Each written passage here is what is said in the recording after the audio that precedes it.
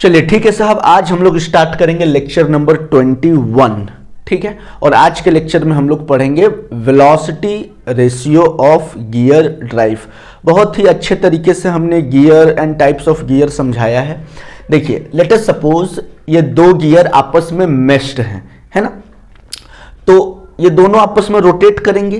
तो N1 हमने माना कि पहले ऐसे समझिए कि ये जो बड़ा वाला गियर है ये ड्राइवर गियर है और ये जो छोटा वाला गियर है साहब ये ड्रिवन गियर है। N1 है इसका speed of rotation of driver gear. जब ये घूमेगा तो इसका N1 क्या है? स्पीड ऑफ रोटेशन ऑफ किसके गियर? Driver gear. और किसमें मेजर करते हैं N1 को? आरपीएम में, रिवॉल्यूशन पर मिनट। सिमिलरली N2 क्या है? N2 is the speed of rotation of driven gear.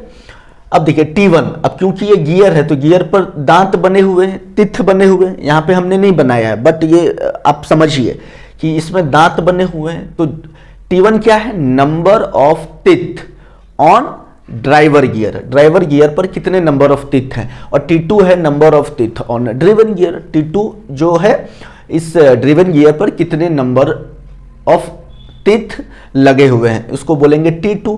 D1 क्या है? Pitch circle diameter of driver gear, इसका डायमीटर कितना है। और D2 क्या है? Pitch circle diameter of driven gear. बात समझ में आ रहा है साहब? अब देखिए, वेलोसिटी रेशियो को हम लोग स्पीड रेशियो भी बोलते हैं। तो ये क्या है? It is the ratio between the speed of driver gear to that of speed of driven gear. एकदम आसान भाषा में समझिए, speed of driver gear by speed of driven gear. याद रखिएगा, ड्राइवर बाई ड्रिवन। ड्राइवर का स्पीड N1, ड्रिवन का speed N2। तो क्या हो गया? Ratio N1 by N2। बात समझ में आ रहा है? तो हमने डेफिनेशन लिख दिया, it is defined as the ratio of speed of driver gear to that of speed of driven gear. ठीक है साहब। अगर हम नंबर ऑफ तिथ के टर्म में लिखेंगे तो क्या होगा हमारा वेलोसिटी रेशियो? नंबर ऑफ तिथ on driver gear by number of तिथ ऑन नंबर ऑफ तिथ on driven gear divided by number of तिथ ऑन ड्राइवर गियर, यानी T2 बाई T1। मेन है, आप इसको याद रखिए, T2 बाई T1, है ना।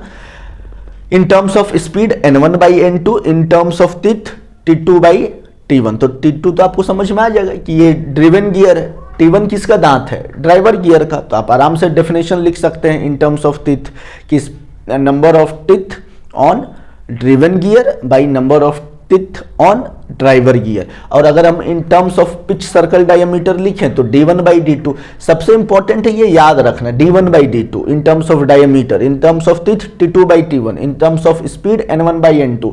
तो एक आपका रिलेशन बन जाएगा वेलोसिटी रेशियो का, N1 by N2 is equal to T2 by T1 is equal to D1 by D2। ये बहुत ही इंपॉर्टेंट रिलेशन है साहब, ठीक है, इन गियर के मामले में। बात समझ में आ रही है ना? इसको आप एकदम अच्छे से लिख लीजिए, उसके बाद समझेंगे कि वेलोसिटी रेशियो कैसे अफेक्ट करता है स्पीड ऑफ द जो गियर मैकेनिज्म है, इसको हम लोग समझेंगे। पहले इसको लिखिए साहब। ठीक है साहब, velocity ratio of gear drive की हम बात कर रहे हैं।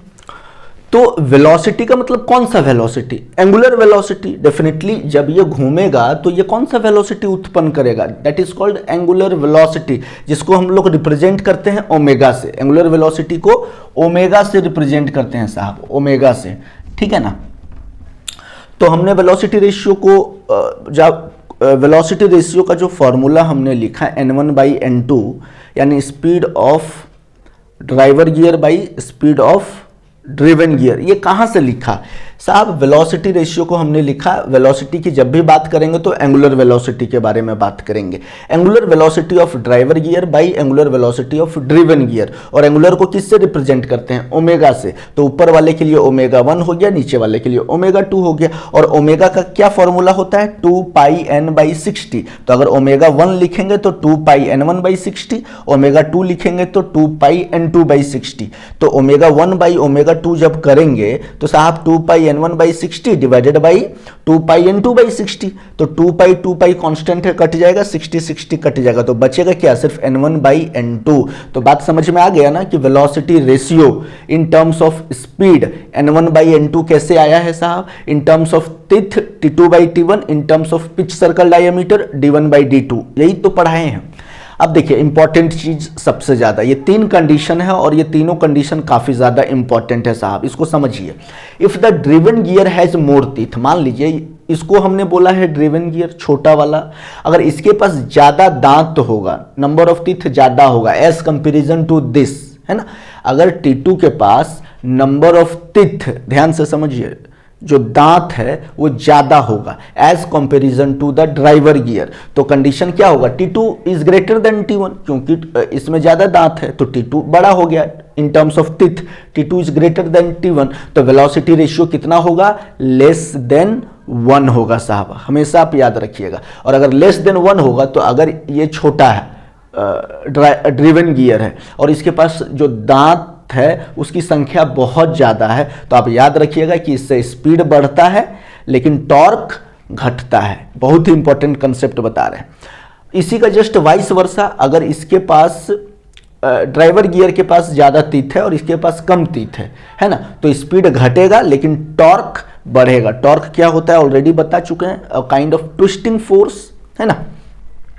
और number 3, if the driver and driven, यानी कि मान लीजिए दोनों गियर सेम साइज के हैं, सेम स्पीड ऑफ रोटेशन होगा, सेम नंबर ऑफ टीथ होगा, सेम पिच सर्कल डायमीटर होगा, तो क्या होगा, वेलोसिटी रेशियो कितना हो जाएगा, 1। बात समझ में आ रहा है ना साहब। वेलोसिटी रेशियो का क्या है फॉर्मूला, यहाँ पे रफली कर रहे हैं। वेलोसिटी का रेशियो क्या है फॉर्मूला, T2/T1। अगर दोनों के पास दांत इक्वल होंगे तो कट नहीं जाएगा क्या, मान लीजिए T2 के पास 40 दांत है, इसके भी 40 दांत है, तो कट के 1 होगा ना साहब। तो वेलोसिटी रेशियो कितना हो जाएगा, 1 हो जाएगा अगर ये दोनों का साइज बराबर होगा। बात समझ में आ रही है, बहुत ही आसान कॉन्सेप्ट है, अगर एक बार आप समझेंगे तो फिर आप कभी भूलेंगे नहीं इस चीज को, ठीक है। तो यहां पर कंप्लीट होता है आपका velocity ratio of gear drive, ठीक है साहब। एक बार इसको आप ध्यान से पढ़िए, नोट्स बनाइए, कॉपी में लिखिए, और जब एक बार आप इसको रिव्यू करेंगे तो सारी चीज़ें आपको बहुत ही क्लियरली समझ में आ जाएगी, ठीक है साहब। आप इसको लिखिए, है ना। और इस यानी लेक्चर नंबर 21 को हम यहीं पर समाप्त करते हैं। अगले लेक्चर में हम किसी नए टॉपिक के साथ आपके साथ मुलाकात करेंगे। तब तक आप अपना ख्याल रखिए और मुझे दीजिए इजाज़त। जय हिंद।